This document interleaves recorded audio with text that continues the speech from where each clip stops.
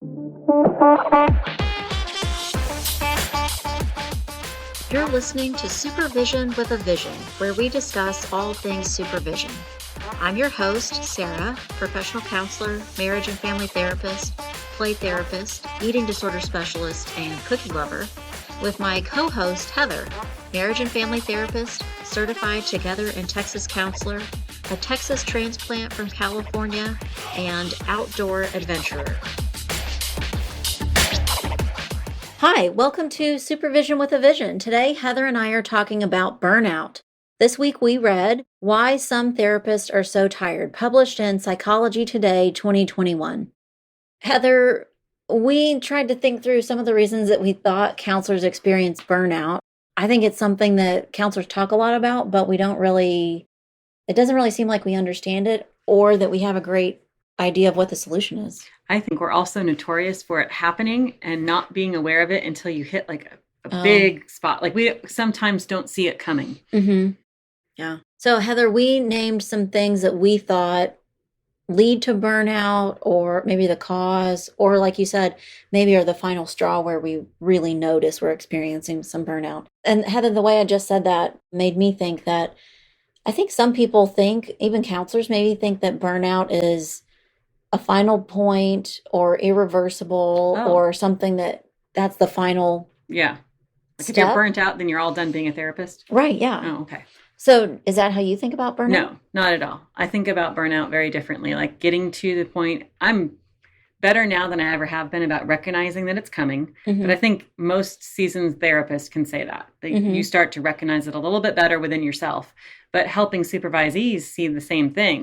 Like you're getting to this point where maybe you're going too fast. Maybe you're in a spot where you're not thinking clinically deep enough or whatever. You're seeing some of the same behaviors. Yeah. I think the way you describe it, and maybe the words that I have to put to that, would be really similar to the idea of transactional analysis. That burnout is not something good or bad or something that you either are or aren't, but that it's a process, and burnout is a form of rupture. Right. Just like transactional analysis. So recognizing it means recognizing, well, that's not necessarily good or bad, but it means I should take action, or I should do something different, or I should... A shift needs to happen. Right. So Heather, you and I said that one of the ways that counselors feel burnout is the idea of rinse, wash, and repeat. I've seen this a lot within myself, within my own practice. I've also seen it with my supervisees, especially right now. We've kind of been in this like crazy world, I think way over a year now, but for the last year of lockdown, pandemic, things like that, a lot of clients are dealing with their regular mental health stuff and then add in the mix of what weeks were locked down or who they got exposed to or quarantine. And it's time and time again, and it's the same story. And I think what happens as a therapist is you just get tired of hearing it. Yeah. Like I stopped being as empathetic because I'm like, that's great. I'm thinking, when you're saying that, I thought maybe we should have called this point Groundhog Day. Yeah. Yeah. Bill Murray woke up and every single day, the same thing happened again.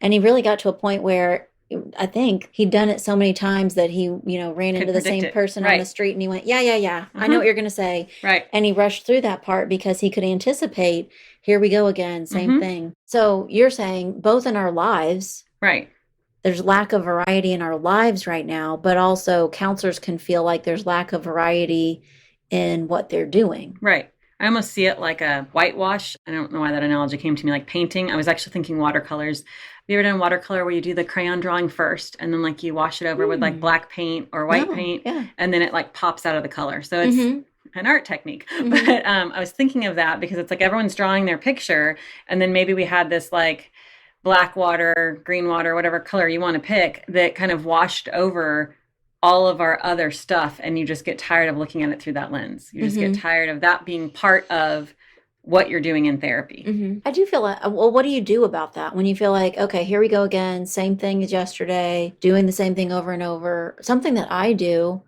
it's been a handful of years now where I decided I don't want to see just one type of client all the time. Absolutely. And so now I'm intentional about taking on clients that have a variety of different presenting problems or backgrounds or, so there's variety in that. Right. I think just by the nature of our practices, we can see that we've done that for ourselves. But I encourage my supervisees to look at, okay, great, you have 3 couples that are on your caseload right now. Be actively aware of maybe taking some individuals, maybe taking some teenagers, just something else to mix up what you're doing every day. What about, do you think that counselors become supervisors as a way of doing that, of creating variety? I think so. I think I did. Using their skills, but in a slightly different way. Right. It's a good turning point. I think I see more and more counselors doing that as a way of having more diverse income, but I think there's also benefit to our own mental health. Right. What are things that you know of that counselors do that diversify where their income's coming from, but it just makes things more dynamic and interesting? Right. Being a supervisor. Writing. Right. Maybe being an adjunct teacher in a counseling program, or maybe an undergrad program that deals with like psychology or human development or something like that. Maybe some speaking opportunities. Yeah. Just in different. Some kind of presentation. Maybe that makes me think of any kind of board or committee involvement. Right. Same values or same kind of people surrounding, but you put a different way of doing it. What about, I've known people in private practice or just in other settings that maybe take on a little bit of part-time work somewhere else, just to maybe have the opportunity to do groups sometimes. Right. Just have perspective of what else is still current in a clinical setting versus a private practice. Yeah. Actually, my first job out of school was a really intense hospital setting, and I started feeling like I only knew kids that were suicidal. Right. You're like, this is all I know. Right. And it started to feel like all kids are suicidal. Right. Like every kid everywhere is suicidal. And I think I caught myself saying that out loud, something to You're that like, effect. wait a minute. Right, that can't be true. And for fun, I started coaching a little kid's swim team. Oh, fun. And I thought, okay, this feels like balance, like some perspective, and realizing that no, not all kids are self-harming or suicidal, and I can hang out and have fun with kids and it not feel that intense. Very good. Heather, our other point that we identified as a reason that some counselors experience burnout sometime is carrying a heavy load. Right. And I think this is twofold, as we talked about.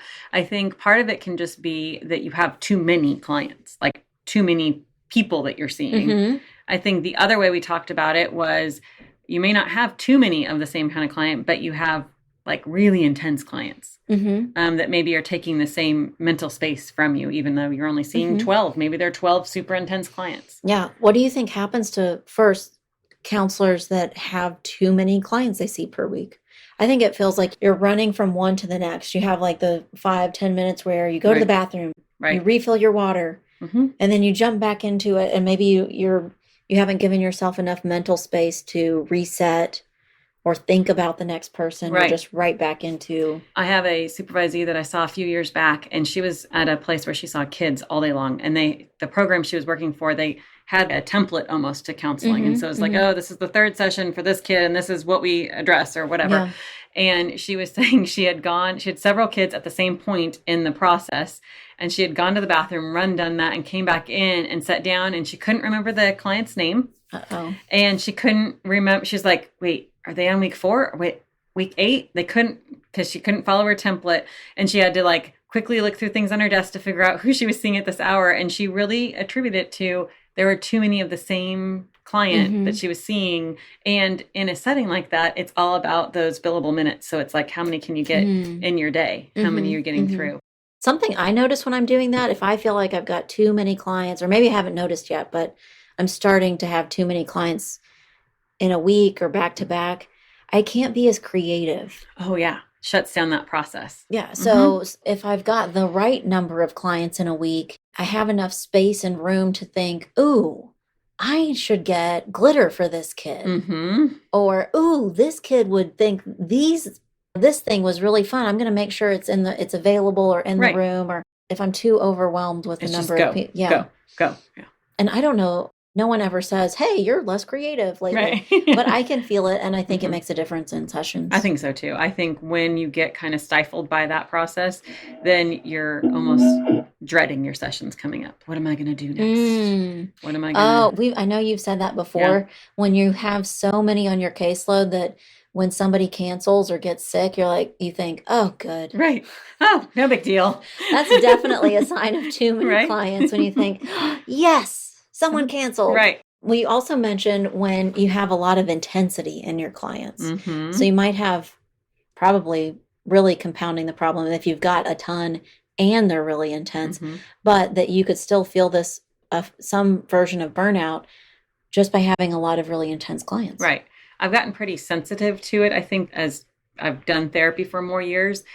And every once in a while I goof and I schedule 2 or 3 clients in the same day that like just shouldn't be scheduled in the same day because they're either too alike or they're just too heavy to all be in one spot. And so I think that's part of looking at it and going, okay, like those people cannot, no matter what, I cannot schedule certain groups together, like certain type of people together. Now, that is definitely a luxury of being in private practice. That is definitely a luxury. Because I was thinking, what do you do if you have a supervisee or you yourself are working in a setting where that's what you do? Right. It's not you an option. see high acuity clients. You work in a substance abuse facility where people are detoxing. Right. People are those clients are always going to be intense. Right. Or can you think of another setting where you would just have, by the nature of the setting, a lot of intense clients? I think anytime you're in like a hospital rotation where you've got kids that are hospitalized because they're that severe, I think it can be very intense. Yeah. I was thinking, I know you've done work like this, dealing with grief. Oh, yeah. That for maybe some people, or depending your own personal circumstances, seeing one grief client after another exhausting can be really exhausting. What would you say to a supervisee in one of those settings? I talk a lot about self-care and a lot about figuring out, like you talked about earlier, how to break that up. If you're in a setting, especially in a grief setting that is taxing, it takes a lot out of you, make sure that your self-care is on par. And it can just be tiny little self-care things, like all the way home listening to your favorite album loud with the windows down. I don't care. Like something like that gives you a reset. But also looking at, you said when you worked with those kids that you thought everyone was suicidal, finding ways to counteract that. So not every child has experienced grief at this deep magnitude. Getting out there and being with some other kids that just can play and just have fun and do something different. I think it's sad that what ends up happening, I think, is in those intense settings, people don't last very long. No, you lose really good therapists. People are in and out pretty quickly. Right. And I generally like those kind of settings. So to me, it's also too bad that it just kind of chews people up and spits them out. Right. Something you said made me think about how to manage that for ourselves. But what if we're doing the same things for the clients? That maybe it's therapeutic, still useful, still reaching a goal, that you have a lot of sessions where we're talking about the parent that you lost. Right. And also sometimes you have a session where you're just silly. Right. It's important to break it up. So maybe changing the expectation for ourselves as counselors, that we don't always have to be intense and in the trenches. And also that our clients don't always have to be intense and in the trenches to still be doing good work. Right. I think often in supervision, I'll bring, if someone's stuck on a client, like they're stuck with what to do or how to work it through. So when's the last time you just kind of hung out with your client? You can still be very therapeutically appropriate by just asking a teenager, like, who's a teacher that on campus that you just adore? Or who's a teacher that you just can't stand? Getting just some context to their day can be really helpful. Yeah, that makes me think. It's actually, I had a client a long time ago that I took this client to a consultation group I was a part of several times because I questioned that. But this client had so much trauma experience that there were times in our sessions where she I could tell she shifted to, it felt like hanging out. Right. But I also felt like, you just told me you needed a break. That was just the way that you indicated, time's up, I need to breathe. Yeah. And sometimes it was subtle and sometimes it wasn't so subtle. But she maybe would say, oh, I think I need a drink, which would be, okay, I'm checking out of that mental space for a little bit. I can't continue to stay in that intensity for that long. And so maybe that's okay to allow ourselves to do that. And to acknowledge and allow our clients right. to do that. And to too. help our supervisees learn that that's a good tool. That's a good indication of where you're at in therapy. Heather, our last point that we thought of related to why counselors experience burnout, our people, places, and things. I think that is so important to how you're doing. Very early on in COVID, I had a not so close friend, just kind of friend of a friend, reach out and sent me a message. And she said, how are you doing? And I was like, that's interesting. Yep, I'm fine. And she went, no. What I meant to say is like, how are you really doing? I am sure you're so tired of talking to people and of trying to be calm. Oh, that's interesting. And I was like, okay. Like she's actually gets it a little bit more. And I thought it was unique that it was not necessarily someone in my immediate bubble. Like it was someone a little more on the outside of my normal group of people. And she really just, it kind of crossed her mind that like, oh, I bet you're exhausted. And that I just felt that I could answer her like truthfully where I was at in that moment for that week or whatever. And it was nice to have that. So I think whatever's going on in your personal world affects how you are as a counselor. Right. So you could be in a really good place with your counseling, not too many clients, not too intense, a right balance of the right type of clients. And you could still be experiencing burnout as a counselor because of what's going on at home. Right. You have too many things on your plate that are personal. I feel like we are fortunate and we don't experience this, but I'm imagining counselors in places where there's a lot of unrest. Right. And they could be really taking care of themselves. They could really be thoughtful about how they're managing their caseload and clients and all those things. But just the mere fact that they live in a place that's doesn't feel safe. I think that could affect them. Absolutely. I think everything that we do in our day-to-day lives can, whether you're taking care of yourself physically.